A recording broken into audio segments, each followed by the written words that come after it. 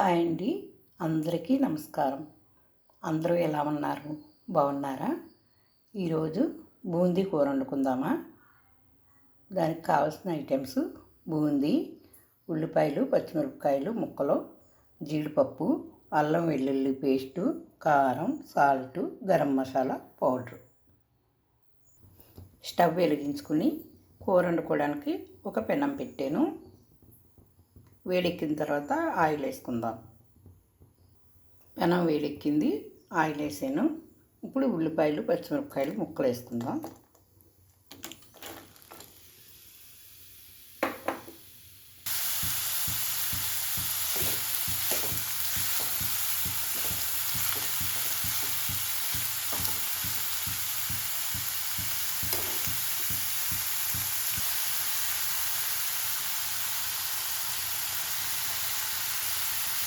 Salt వేసుకొని మూత పెట్టుకుంటే ఉల్లిపాయ ముక్కలు తొందరగా వేగుతాయి.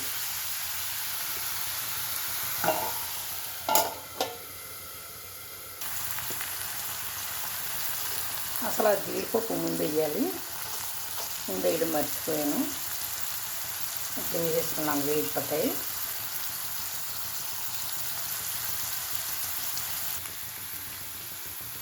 అల్లం వెల్లుల్లి పేస్టు,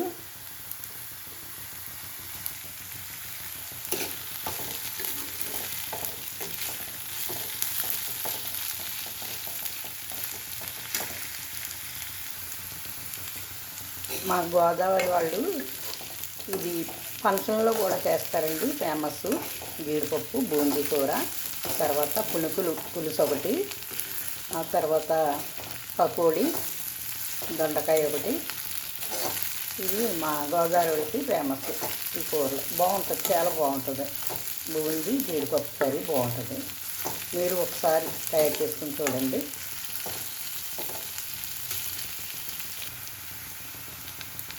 గరం మసాలా లైట్గానే, ఎక్కువ వేయను.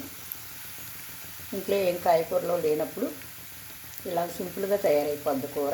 చాలా టేస్టీగా కూడా ఉంటుంది. కొంచెం పసుపు, కొంచెం కారం,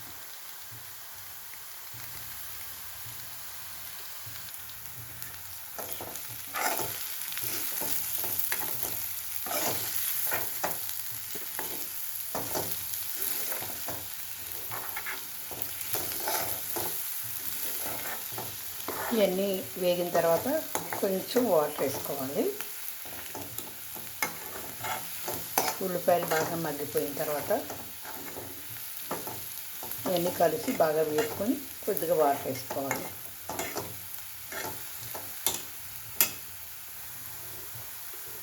వేగింది, వాటర్ వేసుకుంటున్నాను కొంచెం.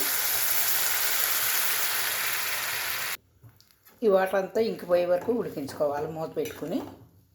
ఆ తర్వాత బూందీ వేసుకోవాలి దించేసేటప్పుడు. మరి మెత్తగా ఉడికిపోతే బూందీ బాగుండదు కూర.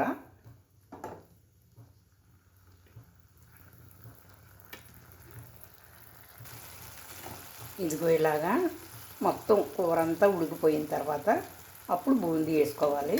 ఇదొకటి గుర్తుపెట్టుకోండి. లేకపోతే ఈ బూందీ మెత్తగా ఉడికిపోయిందంటే కూర అస్సలు బాగుండదు. బూందీ ఉడకకూడదు మెత్తగా. వేసుకుని ఒక్కసారి కలిపేసి స్టవ్ ఆఫ్ చేసుకోవాలి. మనం కూర రెడీ అయిపోయినట్టే.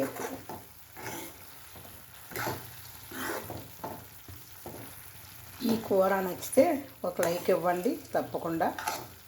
చూసిన వారందరూ ఒక లైక్ ఇవ్వండి. నానమ్మ ఛానల్కి సబ్స్క్రైబ్ చేసుకోండి. సాయి మనస్వి లాక్స్ నానమ్మ ఛానల్ పేరు. మరో మంచి వీడియోతో మళ్ళీ కలుసుకుందాము. ఉంటాను, బాయ్. స్టవ్ ఆఫ్ చేసుకోవచ్చు. కూర రెడీ అయిపోయింది.